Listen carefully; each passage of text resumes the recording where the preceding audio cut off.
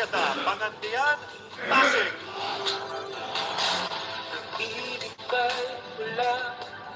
Bakit nasisilayan ko ang langit? Dinadala sa kawalan, daigdig na di panarating. So paano hindi ko matatagsan? Wag ba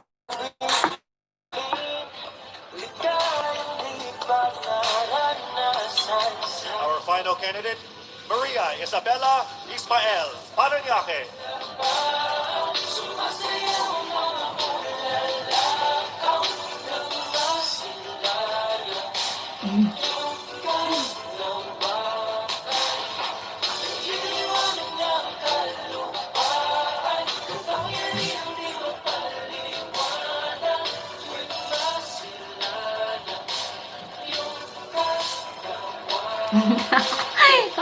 Nakikinood lang ako, guys. Nakikinood lang ako sa live.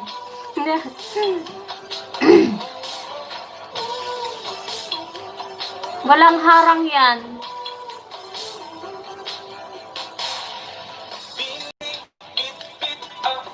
Malabo eh.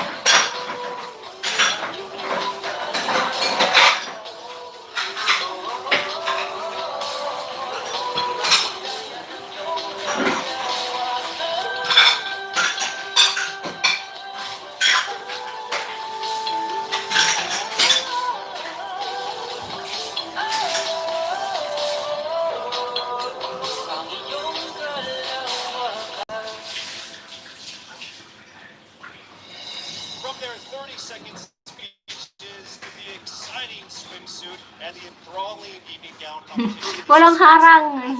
Yes, naka-live. Wait lang ah. Lagyan ko lang ng harang. Wait lang ah. Wait lang, guys. Diyan lang muna kayo. Wait lang ah. Wait lang. Wait lang. Wait lang ah. Saglit lang. Everything is now possible for each of our top 16 contenders. Wait lang ah. Papaharang lang ako. Wait lang. Kasi iwanan ko lang yung cellphone ko dyan. Wait lang. Kahit isang oras lang. May gagawin lang ako. Tapos yan. Iwanan ko yan dyan. Oo, naka-live. Saglit lang ha. Huwag kayong aalis dyan ha. Magpapaharang lang tayo. Dagdag entry nyo din to ha. Yung mga wala kagabi, bawi kayo ngayong entry nyo. O ayan, may harang na tayo. Wait lang. BCC for safely housing all of the Ayan, candidates. sa cellphone ko lang yan.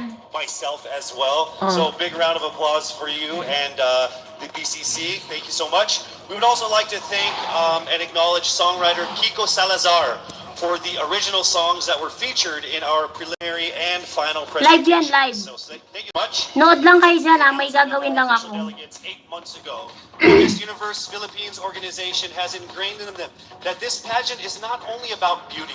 They also have gone through beautiful transformations to become inspiring women complemented with action. In partnership Sige, dyan lang kayo ha. and the Miss Universe organization, our candidates wholeheartedly participated in many donation drives and charitable events before and especially during this pandemic to bring smiles to our Oo, busy ako. Wait lang kayo. Huwag kayong magulo dyan. Yung mga walang entry kagabi, humabol kayo ngayon. Bawi kayo ngayon. Ayan. Lai, admin Lai, admin Bell. Pa-SS nga nung mga nandyan. Pa-screenshot nga. Wala akong gamit eh. Dalawang cellphone gumagana. May gagawin lang ako ah. Ayan.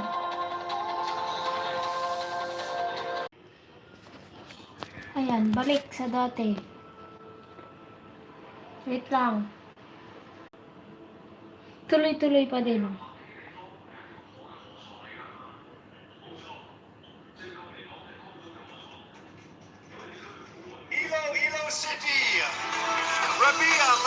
Filipino. Congratulations. Ayan na. And now it is time for us to find our final contender in our top 5. All right, here we go. Our final contender is from Parañaque, Maria Isabella Ismael. Top 5 na yan eh. Congratulations once again to our top 5, and also just a word to all of the candidates. You all did Ay, hindi phenomenal. nakasali You're si all Biliran. amazing and beautiful and wonderful women.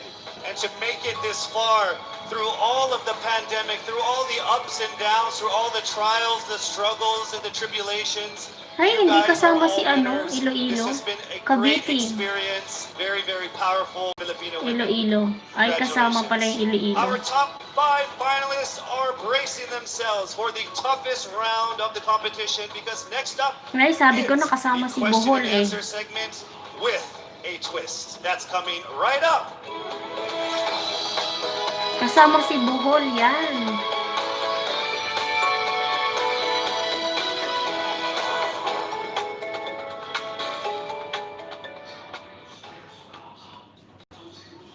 Miss Universe Philippines expresses its gratitude to Congressman Eric Yap for his warmest welcome to the candidates in various breathtaking spots of Benguet. As I mentioned earlier, in this first edition of Miss Universe Philippines, we shall conduct this much dreaded yet most anticipated round with a twist.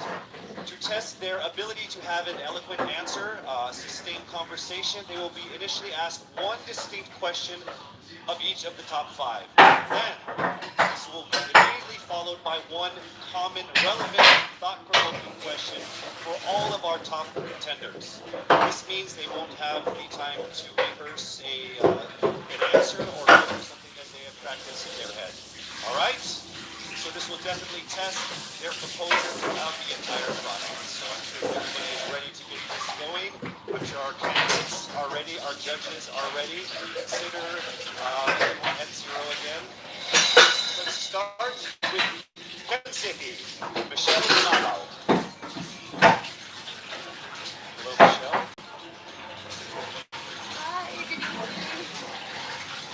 All right, I shall ask you not just one question, but 2 questions. The second of which is the same question for all 5 of the top 5 candidates. We have actually asked all of our top 5 candidates to be number backstage, and we are going to start with you. So your first question is actually question number 2. You have 30 seconds to answer this question.